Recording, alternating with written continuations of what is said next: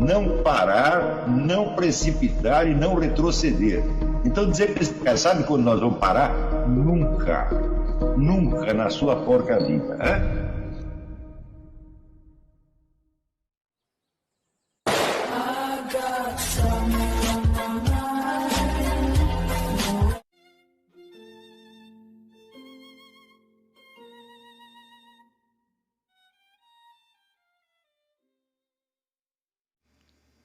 E aí pessoal, tranquilo? Então vem aqui antes do vídeo começar, pedir para vocês se inscreverem, quem não for inscrito, compartilhar, curtir, comentar. Quem puder seja membro do canal, que isso ajuda bastante. Tem também o link do Apoia-se. Quem puder ajudar nosso canal e apoiar financeiramente vai ser muito bem-vindo. Mas o mais importante é transmitir o conteúdo e os conhecimentos do professor Olavo de Carvalho para mais e mais brasileiros. Então compartilhe e ajude aí nossa causa. Muito obrigado a todos os membros, apoiadores do canal. Fico muito feliz. Tenho certeza que a gente está no caminho certo. Então fiquem com o vídeo e até mais. Valeu! Internet a respeito da ascensão e queda do QI médio em várias nações, onde nós vemos que em praticamente todos os países abrangidos, alguns da América, da Europa, da Ásia e da África, em todos os países, sem exceção, o QI médio subiu. O único onde baixou foi o Brasil, e não baixou pouco. E vem baixando há pelo menos 40 anos. Né? Então, é claro que a queda do QI de uma população implica o decréscimo da sua capacidade de lutar pela vida, de resolver seus problemas, tá certo? E, portanto, isso, a meu ver, equivale a um genocídio, a liquidação progressiva e inexorável de uma população. Eu considero, evidentemente, que todos os responsáveis por esta situação, que são diretamente os donos da mídia, os chefes da educação, líderes e chefes da educação nacional, a indústria editorial, os jornalistas, os formadores de opinião, são todos responsáveis por isto e são todos criminosos no mais alto grau. Portanto, o que quer que se faça contra essa gente é legítima, uma questão de salvação nacional. Isto é o problema mais sério que o Brasil já teve. Se pensar assim, a corrupção, perda de desvio de dinheiro público, tudo isto é fichinha perto do que está acontecendo com a população, com a inteligência da população brasileira, que, na medida em que se torna mais burra, se torna também mais inerme. Mais inerme, mais incapaz, e se torna uma vítima fácil de tudo quanto é. Por qualquer problema pequenininho se torna impossível de resolver. Vocês vendo, por exemplo, essa questão da violência endêmica, 70 mil homicídios por ano, que se arrasta aí há 30 anos e ninguém consegue fazer nada. Às vezes não é porque há alguma força secreta resistindo contra isso, é simplesmente que as pessoas não são capazes. Se você juntar o nosso parlamento inteiro, só tem incapazes, todos eles, praticamente sem exceção. Se tiver uma ou duas pessoas de inteligência normal lá, é muito. Porque é claro que o parlamento, sendo eleito, ele é uma amostragem da população. E se o QI da população inteira está caindo, certamente o dos políticos está caindo junto. Políticos, administradores públicos, formadores de opinião, etc, etc, etc. Então,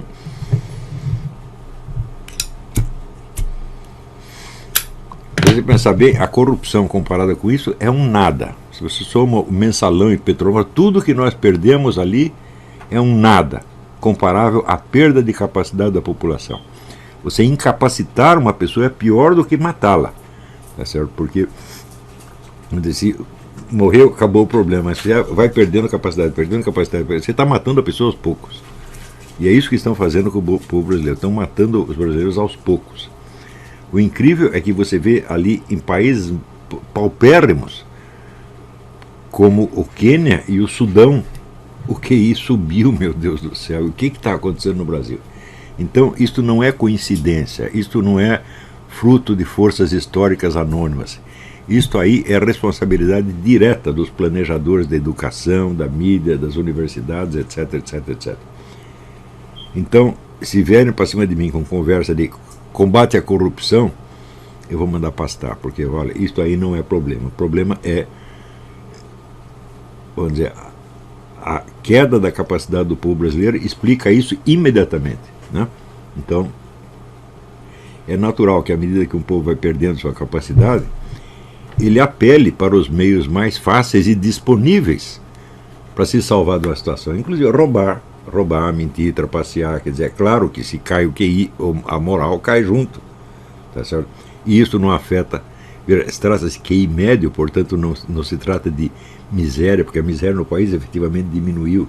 Não se trata sequer, vamos dizer, de falta de escolaridade, porque hoje em dia praticamente não há crianças fora das escolas no Brasil. Tá certo? Hoje nós temos, vamos dizer, excesso de vagas nas escolas, está cabendo mais criança do que tem no Brasil. Então não é este o problema é o conteúdo que está sendo ensinado.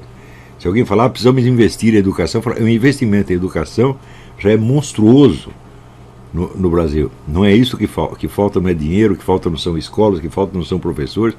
O problema são os conteúdos que estão sendo transmitidos, que parecem realmente calculados para imbecilizar as pessoas. Quando a gente usa o verbo imbecilizar, não é força de expressão, não é hipérbole, é uma coisa, um fato bruto de ordem material. Muito bem. Isto tem algo remotamente a ver com aquilo que eu havia planejado para ser a aula de hoje. E o tema da aula de hoje seria o seguinte: numa sociedade como a brasileira, que está, vamos dizer, em pleno declínio das suas capacidades, é de se esperar que as pessoas entendam a vida real como uma coisa, vamos dizer, como um conjunto de atividades voltados à sobrevivência imediata, e a cultura como uma espécie de um adorno que você coloca em cima, ou como um instrumento para você conseguir um emprego melhor. Tá certo? De maneira que, entre a vida real e a cultura, você tem um abismo. Hein? Ora, acontece que todos os nossos problemas diários, as dificuldades que nós enfrentamos no nosso emprego, as discussões que temos em família, a relação com os amigos, etc., etc., tudo isso se baseia num certo repertório de ideias, que com certeza não foi o povão que criou. Todas as ideias em circulação vêm de filósofos e escritores de outras épocas, filtradas, simplificadas, deformadas, etc., mas a sua origem é essa. A totalidade das ideias circulantes da humanidade foi criada por um número relativamente pequeno de pessoas, e elas se espalham de tal modo que você as recebe e as repete, passa adiante sem saber de onde vieram, tá certo? E muitas vezes acreditando que foi você mesmo que as inventou. Mas basta um pouco de conhecimento, vamos dizer, da sociologia da opinião, para você saber que todas as opiniões circulantes têm origens históricas, confirmando aquilo que dizia Augusto Comte, né, que a vida dos vivos é cada vez mais governada por filósofos mortos. Então, mais ainda, outro dia eu coloquei ali uma coisa que eu vi no Eric Voegelin. Ele dizia que logo quando ele era jovem, ele aprendeu com Max Weber que ninguém pode ser um cientista social sem ele ter um suficiente conhecimento comparativo de várias civilizações, do Oriente e do Ocidente, tomadas em várias épocas do seu desenvolvimento. Coisa que o Max Weber tinha. Você vê os estudos dele sobre a religião da Índia, da China, sobre as origens do capitalismo e do protestantismo, etc., mostram um conhecimento comparativo imenso, tá certo? Às vezes até em detalhes, por exemplo, a música do Oriente e do Ocidente. E tal. Então, não faltava conhecimento ao Max Weber e ao Eric Voegelin, muitíssimo menos. E eu vi que, nesse sentido, não havia no Brasil nenhum cientista social, porque só tinha havido 3.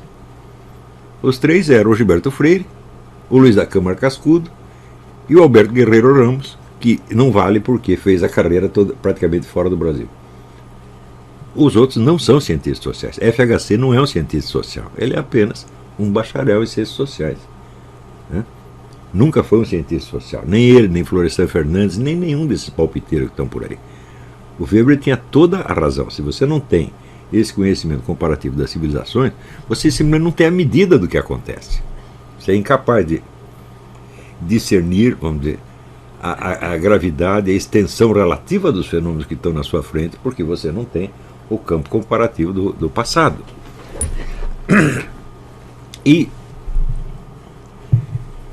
se você pegar hoje a totalidade dos opinadores que estão aí em circulação, dos chamados formadores de opinião, eles também não têm essa formação. Então, não tem nada. Então, esse é um povo cujo QI está decaindo e que está sendo dirigido por cegos. Cegos, burros, idiotas, incapazes. E essa situação está se agravando dia a dia. Não há nada mais grave que esteja acontecendo no Brasil. Nem os homicídios, porque os homicídios também são efeito disso. Mas a queda do QI começou muito antes da ascensão da criminalidade. Né? Você pode datá-la pelo menos da década de 60. Tá certo? Então, e curiosamente, este decréscimo do quociente de inteligência coincide com a expansão do aparato educacional, não com a sua retração. Você vê aqui, ainda no tempo dos militares, eles abriram escola em tudo quanto é esquina. Naquela época havia o problema dos excedentes, de estudantes que eram aprovados no vestibular, mas não tinham vaga na universidade. Então você tinha o direito, mas você não tinha a garantia efetiva de poder frequentar a universidade. Então eles abriram a universidade em tudo quanto é lugar. E desde então, né, a escolaridade no Brasil aumentou muito. E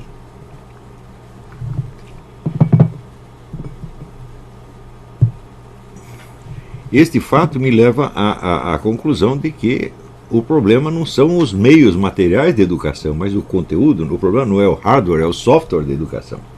Tá certo? Nessas circunstâncias, é normal que as pessoas não tenham a menor ideia da origem das suas opiniões. Simplesmente ouve em algum lugar, repete, pensando que é dele mesmo. E, portanto, está todo mundo perdido no tempo histórico. Eles não sabem aonde estão historicamente. Como é que um povo assim pode decidir as suas coisas? Mas se você pegar os americanos, em geral, pelo menos uma certa ideia da evolução histórica dos Estados Unidos, o cidadão americano, digamos, de entre 40 e 60 anos tem. A geração mais nova já não tem muito, mas se você pegar as pessoas entre 40 e 70, né, eles têm ideia da Declaração da Independência, da Guerra Civil, da participação dos Estados Unidos nas duas guerras mundiais, da Guerra da Coreia, da Guerra do Vietnã, do assassinato do Kennedy, etc. Eles sabem essas coisas, eles têm essa referência. No Brasil não tem nem isso, meu filho. Né? Se você perguntar para o brasileiro quem ganhou a Guerra do Paraguai, ele não sabe. Quais os exércitos estavam em luta na Guerra do Paraguai, ele não sabe. Não é isso? Você viu quando o pessoal aí de Santos decidiu fazer o filme sobre o José Bonifácio, Rafael Nogueira, Mauro Ventura, outros, eles entenderam isso como uma obra de salvação nacional, porque o José Bonifácio foi o sujeito que inventou o Brasil. O Brasil como nação foi realmente uma invenção pessoal de José Bonifácio. E se você procurar aqui nos Estados Unidos, você tem milhares de edições dos escritos, por exemplo, de Thomas Jefferson. Eu mesmo tenho aqui publicado pela Library of America, que é altamente popular. Todo lugar que você vai tem livro de Thomas Jefferson, o pessoal sabe o que ele disse, o que ele pensou. Após que o Zé Bonifácio, ninguém tem a menor ideia do que o homem pensou. Então é um povo que está perdido não só dentro, vamos dizer, do quadro maior da história da civilização como um todo, mas dentro da história do seu próprio país. Como é que as pessoas assim podem tomar decisões, meu Deus do céu? É por isso que a gente vê toda hora as pessoas adotarem modas que eram de 60 anos atrás, acreditando que elas estão fazendo uma grande novidade. Diz que agora a moda é as garotas não rasparem as pernas. Falar, mas eu vi isso igualzinho nos anos 60. Pernas e sovacos, né? Outro dia veio um neguinho escreveu para mim o seguinte: você não sabe nada, você precisa ler as veias abertas da América Latina, tá certo? Eu digo, mas eu li esse livro quando eu tinha 17 anos, e esse livro é uma porcaria, já superei isso, e o autor já disse que o livro é uma porcaria, e vê um garoto assim, crente, que ele está me dizendo uma grande novidade. Ora, 80% do que eu vejo acontecer é retrô. Tudo isso já foi feito nos anos 60, a gente vê de novo, tá certo? Quanto às ideias circulantes, outro dia apareceu um livro extraordinário na França dizendo, com o título Os anos 30 estão de volta. Quer dizer, na esfera intelectual também você está voltando às ideias dos anos 30. Isso não quer dizer que a situação hoje seja dos anos 30. Quer dizer que as pessoas estão interpretando a vida atual em termos que serviam para uma outra época. Outro dia eu vi um historiador russo dando uma entrevista que eu achei espetacular, Ele diz: a maior parte das teorias sociais surge quando os fenômenos que elas explicam estão no fim. Então, quer dizer, elas não servem para rigorosamente nada, elas explicam o passado até aquele ponto e para dentro não serve. Se você pegar, por exemplo, as transformações do capitalismo desde o tempo do Karl Marx, você vê que Karl Marx explicou relativamente bem o capitalismo da Inglaterra e da França entre os anos 20 e 30 do século XIX. 1820, 1830. A teoria dele até que descreve direitinho. Só que na época dele o capitalismo já estava mudando completamente e hoje já é outra coisa completamente, até antagônica ao que ele descreveu. Então, isso já, vamos dizer, esta defasagem no tempo já é normal, ela é quase que permanente. Mas num país como o Brasil, essa defasagem chega a ser catastrófica. Quer dizer, ninguém sabe onde está historicamente, ninguém sabe do que está falando. E quando eu falo ninguém, não é uma força de expressão, gente. Hein? É ninguém mesmo, materialmente, 0,0000000. Se você lê todas as opiniões em circulação durante uma semana, você vê que nenhuma delas tem nada a ver com a realidade. É tudo coisa subjetiva, inventada, tá certo? Frequentemente é puro wishful thinking, a pessoa quer que as coisas sejam assim.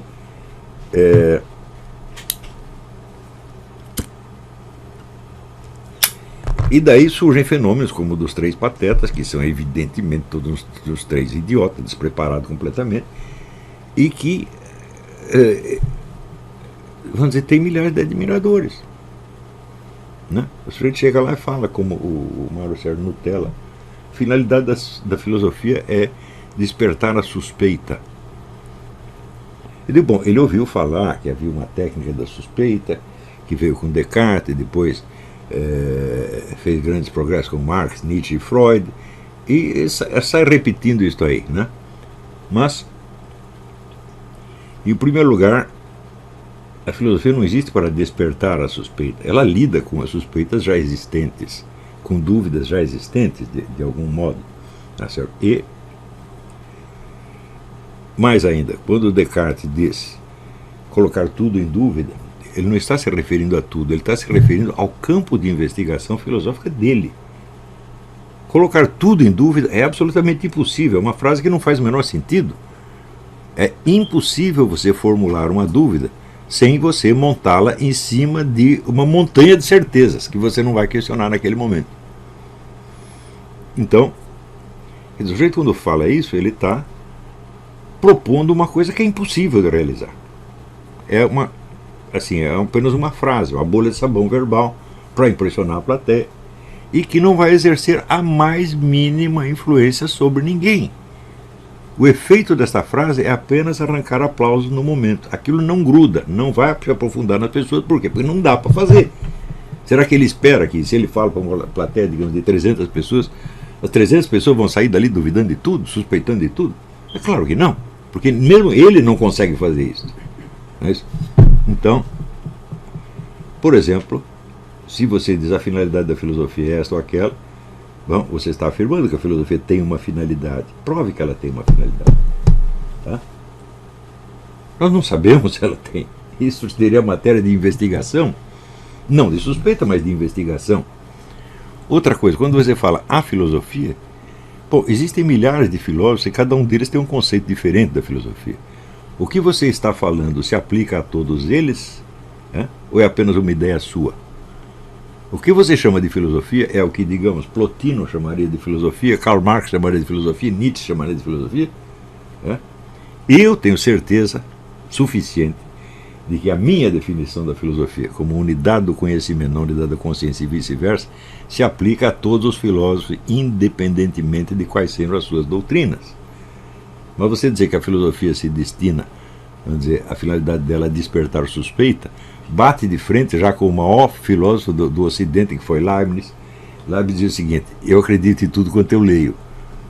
Quer dizer que o método heurístico do Leibniz era o contrário do Descartes. Em vez de botar tudo em dúvida, não, nós acreditamos em tudo para ver o que dá. Funciona também, funciona tanto quanto a suspeita. Não é isso?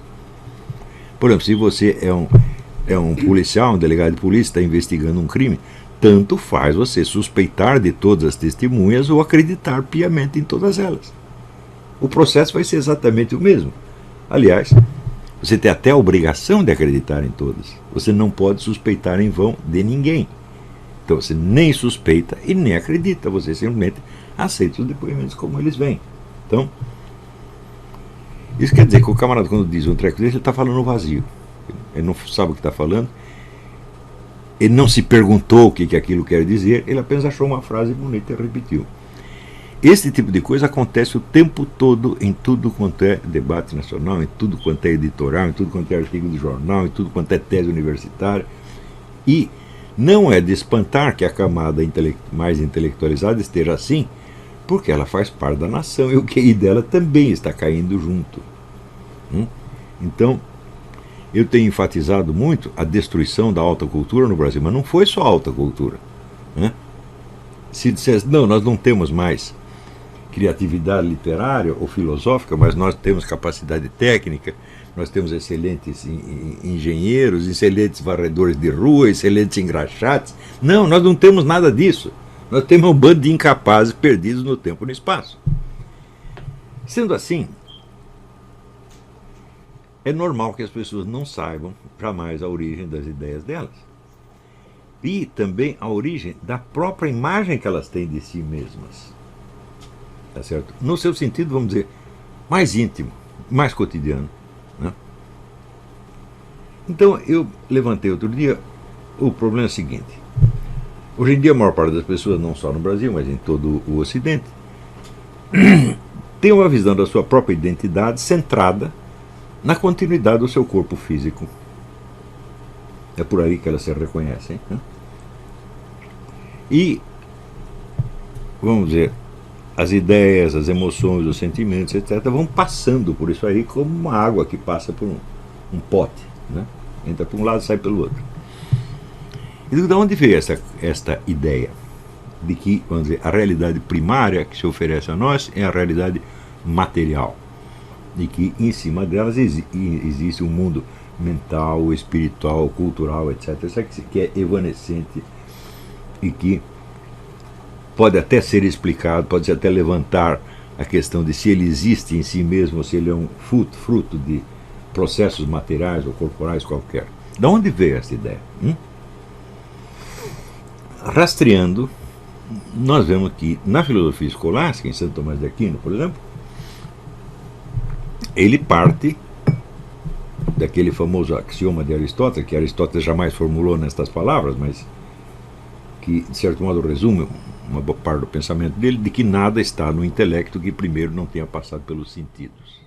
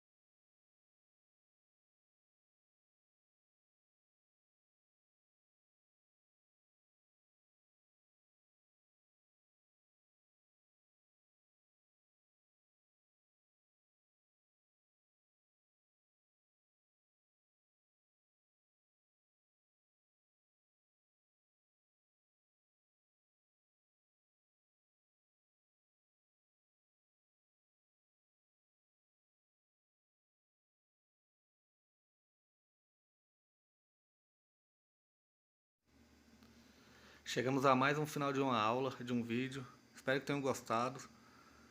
Quem não se inscreveu ainda, se inscreva, compartilhe, comente. Ajude nosso canal, apoie, seja membro. E ajude o nosso canal a chegar a cada dia a mais brasileiros que precisam muito do conhecimento do professor Olavo de Carvalho. Então é isso aí, fique com Deus, até o próximo. Valeu! Então é isso aí, pessoal. Que é o nosso canal. Que são alguns livros que eu já li. A maioria foi doação, mas alguns eu adquiri, professor Olavo de Carvalho. Alguns livros se perderam aí que eu emprestei. Professor Alexandre Costa. A Bíblia Sagrada. 10 lições sobre Karl Marx. Indico a não ler esse livro, que é muito ruim mesmo. Alguns pensadores aqui que realmente, como o professor Olavo de Carvalho disse, não são pensadores. Valeu, tamo junto aí. Apoie nosso canal, seja membro.